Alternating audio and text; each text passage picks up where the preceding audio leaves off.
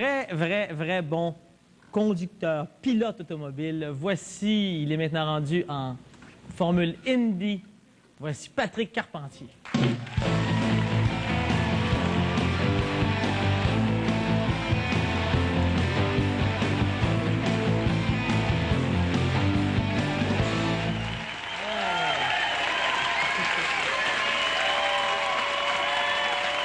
Ouais. Et c'est mérité. Alors, bonsoir Patrick. Bonsoir. Faut tout de suite rappeler pour tous ceux qui ne suivent pas nécessairement la course automobile tu es champion en Formule Atlantique. Les 8 dernières courses, tu les as gagnées une après l'autre. C'est pas de la petite bière, pas de la petite pinette, on gagne tout sans arrêt. Et là, tu es tout récent, tu es maintenant pilote Formule Indianapolis. C'est...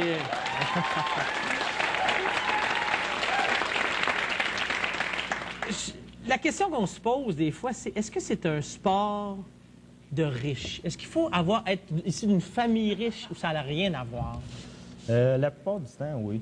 C'est un sport où ça demande beaucoup d'argent, ça demande des millions. Une saison IndyCar, ça varie entre 7 et 15 millions US, fait que ça demande énormément de sous. Mais il y en a qui peuvent se rendre sans argent. Moi, j'avais pas beaucoup d'argent.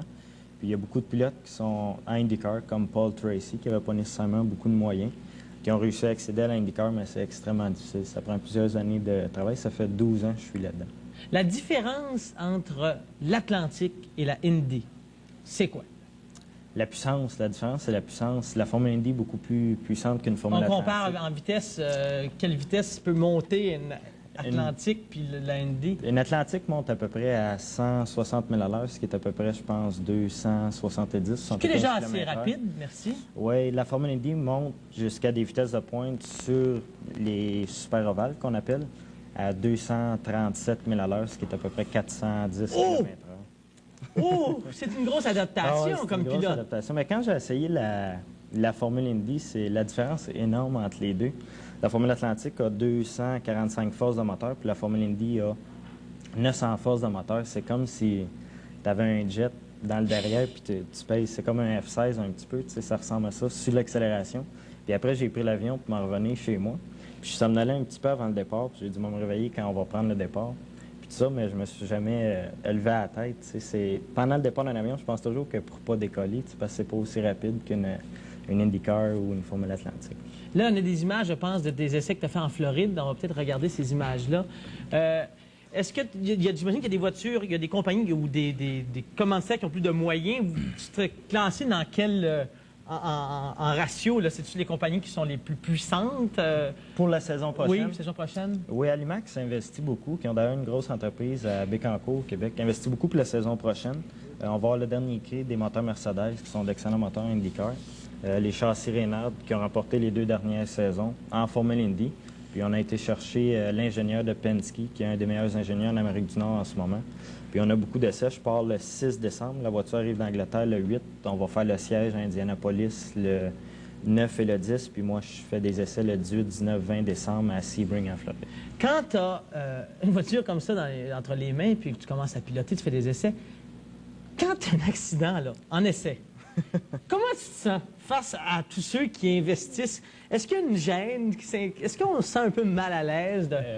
Si tu en as plusieurs, oui, mais si tu en as une, c'est normal un petit peu. On sait que dans le milieu, tu peux avoir des accidents, puis ça arrive assez fréquemment. Pendant la saison, tu vas en avoir normalement 2 ou 3 si tu n'en as pas, comme on n'a pas eu la saison passée. Là, c'est fantastique. Mais on s'attend à ça. Quand on a un accident, moi, j'ai 3 voitures, 2 neuves puis un mulet. Si on a un accident l'an prochain, puis si moi, je suis en état de repartir, bien, je vais aller chez l'autre voiture puis repartir. Mais on ne pense pas vraiment à ça. C'est si on a beaucoup d'accidents, là, c'est gênant de retourner au puits de plus en plus. Parce que c'est tellement dispendieux. Assurer une voiture, je pense que c'est dans les chiffres, quelques centaines de milliers de dollars par année. Fait que c'est extrêmement dispendieux. Puis lorsqu'on a un accident, minimum, c'est dans les centaines de mille. Fait que c'est dispendieux. Tu as eu déjà des accidents en voiture ou en motoneige? Oui, oui? Ouais, je pense que tout ce que j'ai fait, j'ai eu des accidents. Ah, oui? J'ai fait du motocross l'an passé. Puis j'ai vraiment pas de talent pour le motocross. Je me suis fait 6 fractures au pied gauche. Est-ce que ton pied fonctionne aussi bien qu'avant? Oui, il fonctionne aussi bien. Ça a pris presque un an. Oui, j'ai des bottes dedans. Ah, OK. Puis t'es vêtu avant la course? Les ajustements? Tellement important les ajustements en course automobile. Surtout quand j'arrête d'un puits. C'est ça, exactement. C'est ça, j'ai fait de la motoneige. Ça, j'ai fait des tonneaux à une couple de reprises. En kart, tout ce qu'on fait, on pousse la machine au maximum, fait qu'on a tout le temps un petit peu des accidents. Ça arrive assez fréquemment. J'en ai eu une en Formule Atlantique, une grosse à Laguna Seca. Ça m'avait pris 2 à 3 mois à revenir de celle-là. Puis en IndyCar, j'ai sorti 2 roues l'autre fois de piste. Puis c'est tant que tu es sur le circuit, on roulait, c'était un tournant, il se prenait à peu près à 170 000 à l'heure. Oui, c'est ça, mais tant que tu es sur le circuit, ça paraît pas si rapide que ça. Je pense que ça paraît beaucoup plus rapide quand tu regardes en dehors de la voiture. Mais quand tu es assis dans la voiture, c'est assez lent. Tu sais, tout ce que tu vois, c'est un mur. Puis tu t'approches du mur, tu t'éloignes, mais tu le vois pas nécessairement passer. Ça devient un petit peu comme un couloir. Mais quand tu sors 2 roues de piste, là, tu t'aperçois que c'est rapide. Puis que ça reste surtout en Formule Indy, que ça ralentit pas facilement. Tu as déjà eu un accident qui n'a rien à voir à Toronto quand tu as reçu le. C'était sur le podium ou avec tes bouteilles de champagne? Oui, qu'est-ce qui s'est passé avec le. Bien, c'est la même année que j'ai eu l'accident de motocross. Oui? C'était un petit peu une année de malchance. Puis j'étais sur le podium, puis j'ai dû m'en prendre l'avance, ces autres. Fait qu'il y avait la bouteille de champagne qui était. Fait que j'ai défait le bouchon. Puis je l'ai laissé là, puis il faisait super chaud. Puis là, quand ça a été fini, je me suis dépêché à aller chercher la bouteille de champagne, puis je me suis mis la face au-dessus. Ben oui, brillant. Oui, c'est ça. C'est ça. C'est ça. Puis le bouchon est parti, puis je l'ai reçu dans l'œil. Oui, c'est ça. Et après, tu as salué tout le monde comme si c'était. Oui, c'est ça. J'ai salué, puis j'ai tombé sur le dos. J'ai perdu connaissance, puis j'étais à l'hôpital. J'ai failli perdre un œil. Ben voyons donc. Oui, je ne l'ai pas perdu. Tu veux faire un J'avais du Michel sang dans Barrette de l'œil, toi, je mon voyais coquin. plus. Oui, c'est ça, c'est ça. Tu as été colocataire avec Jacques Villeneuve il y a un bout de temps, parce que vous preniez des cours ensemble de pilotage, je pense? Oui, de mécanique. De mécanique. Pilotage et mécanique. Êtes-vous devenus des chums? Là, je le vois moins. Il est en Formule 1 aujourd'hui, il fait ses choses, je fais les miennes. Puis on a un horaire super chargé, fait que j'ai pas le temps de lui parler. Mais quand il était en Indy, j'allais souvent, il y avait un autobus à lui.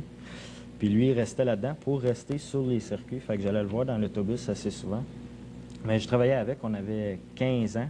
Puis depuis ce temps-là, on s'est tout le temps vu un petit peu, mais à part de ça, je ne l'ai pas revu. Patrick, je te souhaite une belle saison. À partir de ces janvier, tu commences à courir? C'est à quelle la date de départ? 2 mars à Miami. 2 mars? Puis par la suite en Australie, Brésil. Ben, bravo, on est bien fiers de toi. Merci. Bravo, merci. Patrick Carpentier.